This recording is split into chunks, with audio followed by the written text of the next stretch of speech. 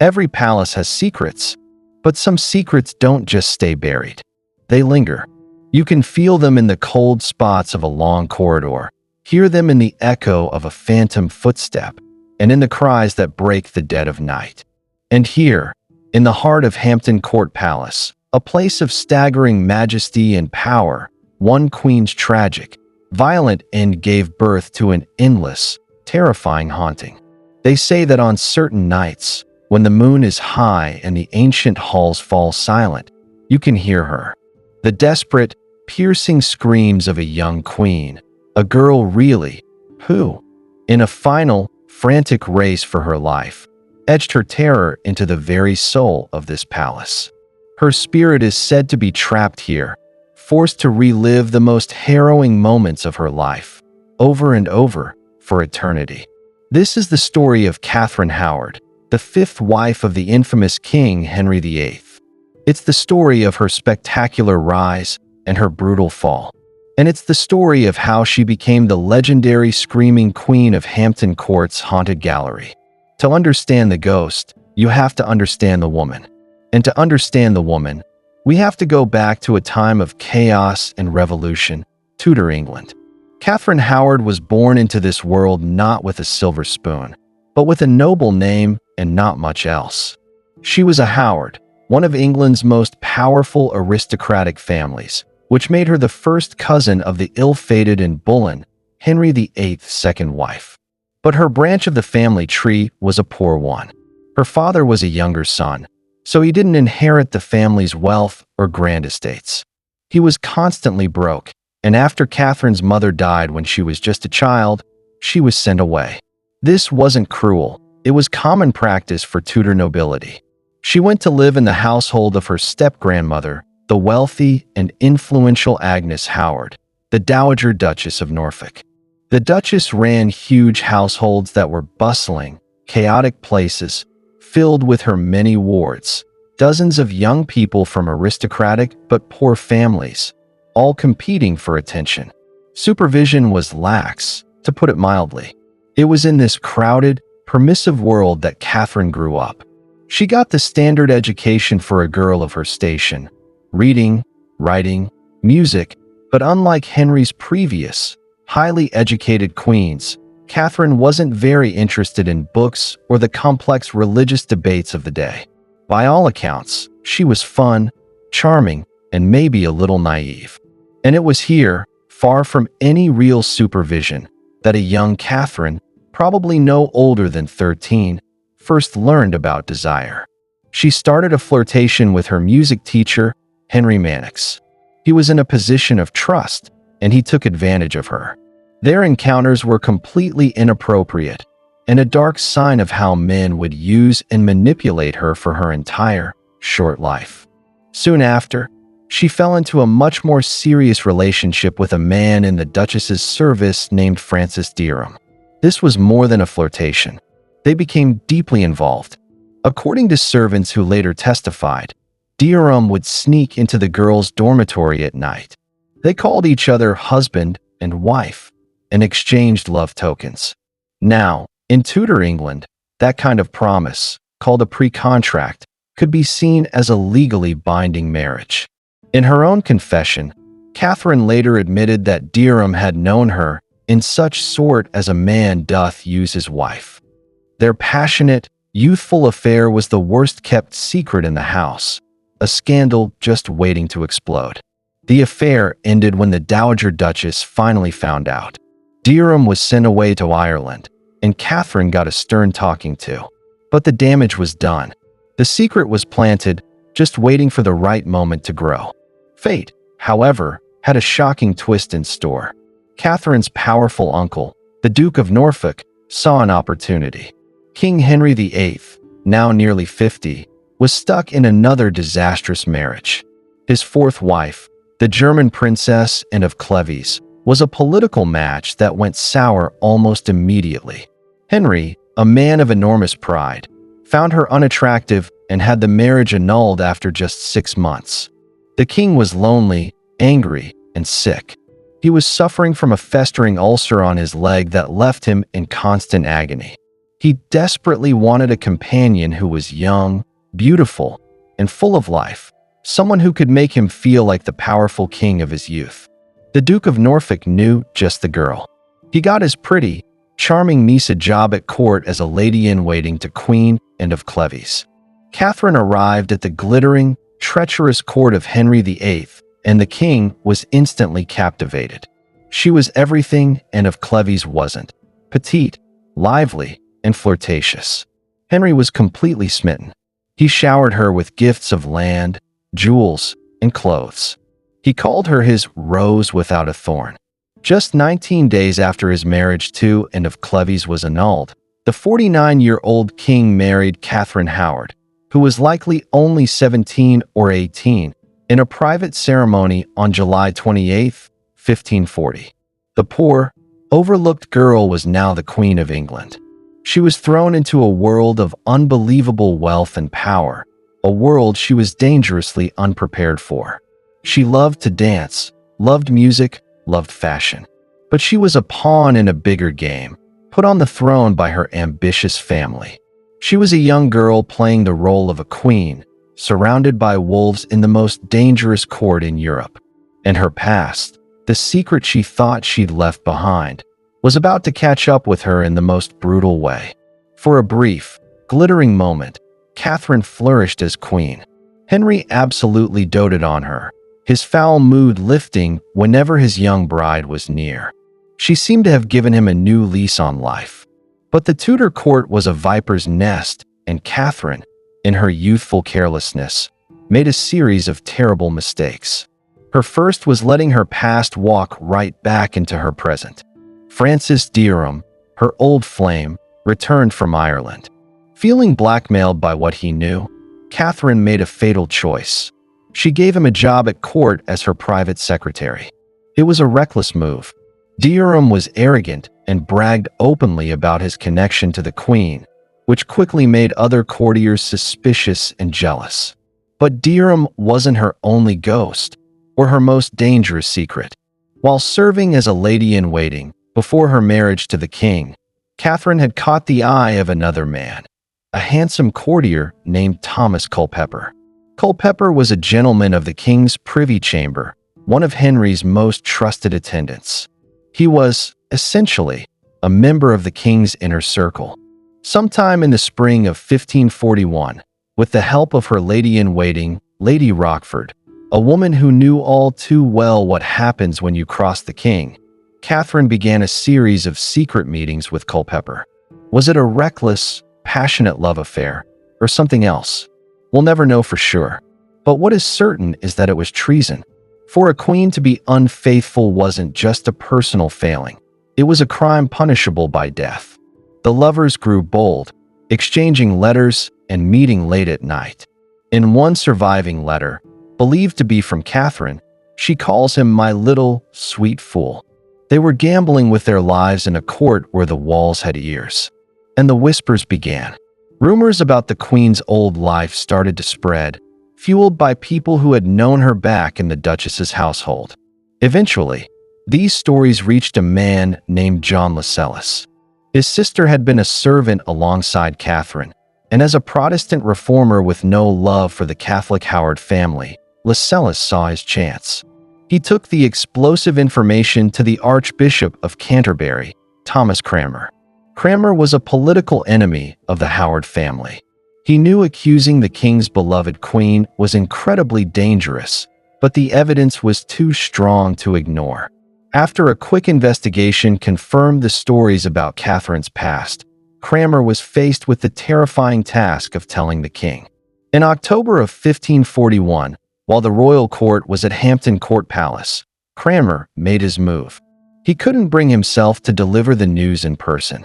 Instead, he wrote down the allegations in a letter and secretly placed it in the king's private pew in the Chapel Royal, knowing Henry would find it during Mass.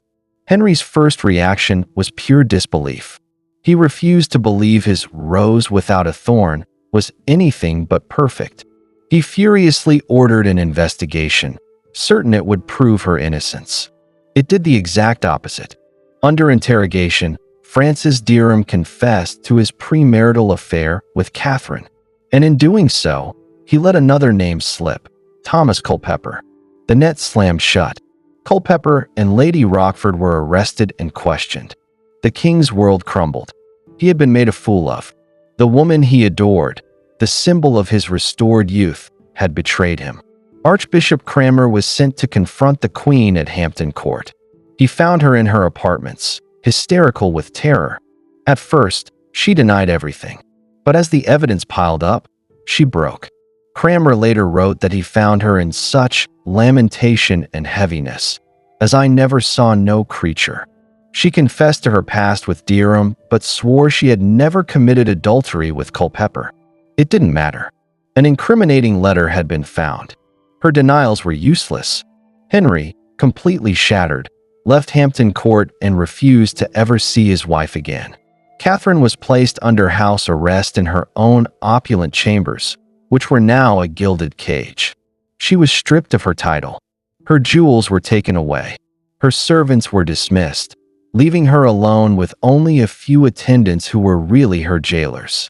It's in this moment of pure desperation, on a cold November day in 1541, that the ghost story truly begins. Catherine, knowing the terrible fate that was coming for her, the same fate that had met her cousin and Boleyn, was seized by one last, desperate hope. She found out the king was nearby, attending Mass in the Chapel Royal. Believing that if she could just speak to him, plead with him, throw herself at his mercy, she could save her own life, she did the unthinkable. She broke free from her guards. She ran down the long, ornate gallery that connected her apartments to the rest of the palace. She ran, screaming the king's name, her cries echoing through the vast corridor. She sprinted past stunned courtiers and guards, a blur of terror and desperation, heading for the chapel door where she knew Henry was praying. She almost made it. She reached the very doors of the Chapel Royal, her hands outstretched, her voice raw from screaming for the husband who had once adored her. But before she could burst through, she was seized by the palace guards. They dragged her, still kicking and screaming, all the way back to her rooms. Henry, it is said, continued his prayers inside the chapel, ignoring the desperate cries of the young woman he had condemned. She would never see him again. From Hampton Court, Catherine was taken to Sion Abbey, and then to the infamous Tower of London. A bill of attainder was passed, a legal shortcut that condemned her to death without a formal trial. On February 13, 1542, Catherine Howard walked to the scaffold on Tower Green. She may have been as young as 18. Reports say she was so weak with fear, she had to be helped up the steps. In a quiet, final speech, she admitted her sentence was just before laying her head on the block. With one strike of the executioner's axe, the tragic life of Henry VIII, fifth Queen, was over. Her body was buried in an unmarked grave in the Tower's chapel, just feet from her cousin and Boleyn. Her life was over, but her story, it seems, was not. Back at Hampton Court, in the long, silent gallery where she made her final, desperate plea, something of her terror, her sorrow, and her rage was left behind. The execution of a queen, especially one so young, leaves a deep scar on a nation's history. While Catherine's body was gone, her spirit, according to centuries of legend, refused to leave. Her tragic end became the fertile ground for one of England's most famous ghost stories. And the heart of that story is the long, elegant corridor at Hampton Court, which, thanks to Catherine, is now known as the Haunted Gallery. For hundreds of years, visitors and staff have reported all kinds of unsettling things in this one part of the palace. The stories are surprisingly consistent. People talk about a sudden, overwhelming feeling of sadness and panic that comes out of nowhere. Others report sudden, bone-chilling drops in temperature, even on warm days. Some have seen unexplained shadows flitting across the walls, or even felt the ghostly touch of an unseen hand. But the most famous and frightening claims are the screams. The legend insists that the anguished cries of a young woman can still be heard echoing through the gallery. It is, they say, the ghost of Catherine Howard, forever replaying her frantic, hopeless run to the chapel, her spirit trapped in an eternal loop of terror. Sometimes, witnesses claim to see a fleeting apparition, a spectral figure in a white or gray dress, rushing down the hall before vanishing near the chapel entrance. The tale of the Screaming Queen became so ingrained in the palace's lore that by the time Queen Victoria opened Hampton Court to the public in the 1800s, the corridor was already widely known as the Haunted Gallery. The Victorians, obsessed with ghost stories and spiritualism, eagerly embraced the legend, selling spooky postcards with faked photos of Catherine's ghost to tourists and cementing her ghostly reputation. But Catherine isn't the only royal spirit said to roam these halls. Hampton Court is a truly haunted kingdom. The ghost of Jane Seymour, Henry's third and favorite wife, is also said to linger here. Jane died at the palace in 1537, just days after giving birth to Henry's long-awaited son. Unlike Catherine's violent haunting, Jane's spirit is described as gentle and sad. Her pale figure, dressed in a white robe and carrying a candle, has reportedly been seen gliding silently up the Silverstick stairs, which once led to the rooms where she died. The contrast between the two queens is stark. Jane, the beloved wife who died a natural death, appears as a peaceful, sad ghost. Catherine, the disgraced queen executed for treason, is trapped in a state of endless terror. It's as if the way they died has defined the way they haunt. Modern interest in the ghosts of Hampton Court exploded after a bizarre incident in the winter of 2003. For 3 days in a row, security guards were called to an exhibition area because a set of heavy fire doors kept getting thrown wide open with incredible force, seemingly by themselves. The first day, CCTV footage showed the doors flying open, but nothing was there. The second day, it happened again. But this time, the camera caught something incredible. A tall, gaunt figure in what looked like a long, period-style coat emerged, calmly closed the doors, and then was gone. The media nicknamed the figure Skeletor. The doors flew open again on the third day, but the ghostly doorkeeper was never seen again. Palace staff were baffled. Was it a prank? No one ever came forward. The incident, combined with a note in the visitor book from that same day where a tourist claimed to have seen a ghost in that exact spot, reignited global fascination with the hauntings of Hampton Court. The legend of Catherine Howard's ghost is a powerful one. It has all the ingredients of a great ghost story: a tragic heroine, a tyrant king, a dramatic setting, and a heart-wrenching final act. But with any tale that's been passed down for nearly 500 years, you have to ask, how much of it is actually true? Let's start with the main event, Catherine's frantic run down the gallery. It's the climax of her life story and the origin of her ghost. But did it actually happen? The uncomfortable truth for ghost hunters is that there is no first-hand account of this event from that time. While Catherine was definitely arrested at Hampton Court and was no doubt terrified, the story of her dramatic flight to the chapel doesn't appear in any official documents or letters. It seems to have been popularized much later, especially by Victorian writers who were known for romanticizing history. They likely took the known facts of Catherine's despair and dramatized them into the gripping scene we know today. What's more, some historians have pointed out that given the layout of the palace back then, the haunted gallery might not have even been the most direct route from her rooms to the chapel. She may have been held in a different part of the palace entirely. So, if the main event of the haunting probably didn't happen, what explains all the paranormal reports? In 2000, psychologist Dr. Richard Wiseman conducted an experiment at Hampton Court.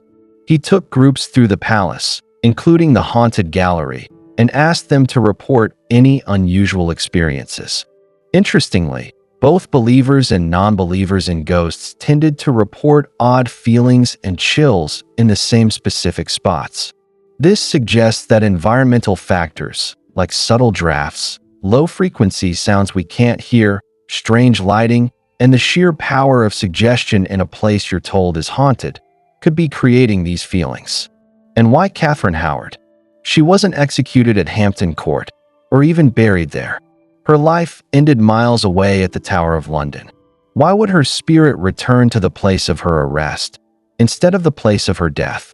The truth is, the story is likely more folklore than fact, but that doesn't make it any less important. The legend of Catherine's ghost persists because it serves a deeper purpose.